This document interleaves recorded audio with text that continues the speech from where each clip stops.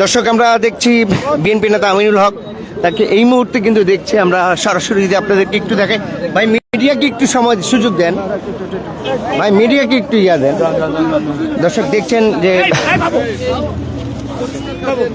দেখছেন এই মুহূর্তে বিএনপি নেতা আমিনুল হক তিনি পরিষ্কার অভিযানে নেমেছেন। 300 ফিটে গতকালকের যেই সমাবেশ স্থল হয়েছে সেটি তারা পরিষ্কার অভিযান করছেন, সেটি এই মুহূর্তে আমরা বাংলাদেশ টাইমসে আপনাদেরকে দেখাচ্ছি। বিএনপি নেতা আমিনুল হককে দেখছেন ঝাড়ু দিয়ে রাস্তাটি পরিষ্কার করবার যেই অভিযান, সেই অভিযানে বিএনপি নেতাকর্মীদেরকে সাথে নিয়ে এই মুহূর্তে দেখছি তারা এসছেন। আমরা সেটি দেখাচ্ছি এই মুহূর্তে, সেটি দেখাবার চেষ্টা করছি আপনাদেরকে। গতকালকে যে স্বদেশ প্রত্যাবর্তনের যে মঞ্চ এবং লাখো যে জনতা এসেছিলেন এবং রাস্তাঘাট যে অপরিচ্ছন্ন হয়ে আছে সেগুলো পরিষ্কার করছেন বিএনপি নেতা আমিনুল হক। এবং আমরা দেখছি ঢাকা 18 আসনের মনোনীত প্রার্থী বিএনপির, তাকেও দেখা যাচ্ছে নেতাকর্মীদেরকে সাথে নিয়ে স্বেচ্ছায় এই পরিষ্কার পরিচ্ছন্ন কাজ করছেন বিএনপি নেতা আমিনুল হক। সেটি কিন্তু এই মুহূর্তে আপনাদেরকে আমরা সরাসরি দেখাচ্ছিলাম।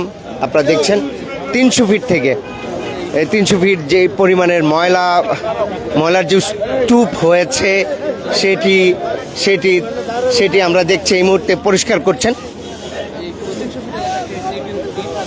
300 ফিট এলাকাটিকে পরিষ্কার করবার জন্য তারা অভিযানে নেমেছেন এবং বিএনপি নেতাকর্মীদেরকে সাথে নিয়ে সেই কাজ করছেন আমিনুল হক।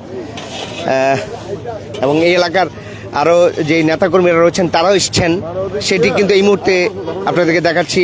আপনারা দেখতে পাচ্ছেন বিএনপি নেতা আমিনুল হককে এবং জাহাঙ্গীর আলম, আমরা তাকেও দেখছি। এই মুহূর্তে দেখছেন যে নিজ উদ্যোগে বিএনপির নেতা, সিনিয়র নেতা, তিনি কিন্তু এসছেন, এই কাজটি করছেন এবং তিনি আমাদেরকে জানিয়েছেন যে তারেক রহমানের নির্দেশেই তারা এই কাজগুলো করছেন। 300 ফিট পরিষ্কারের অভিযানে নেমেছেন। গতকালকে যে লাখ লাখ মানুষ এখানে এসছেন, তারা যেই অপরিচ্ছন্ন অবস্থা রেখে গেছেন 300 ফিটকে, সেটিকে আবার পুনরায় পরিষ্কার পরিচ্ছন্ন করবার জন্যে আমরা দেখছি এই মুহূর্তে আমিনুল হক সহ তার নেতৃত্বে বিএনপির একদল নেতাকর্মীকে আমরা এই মুহূর্তে দেখছি টি শার্ট গায়ে দিয়ে। সবার আগে বাংলাদেশ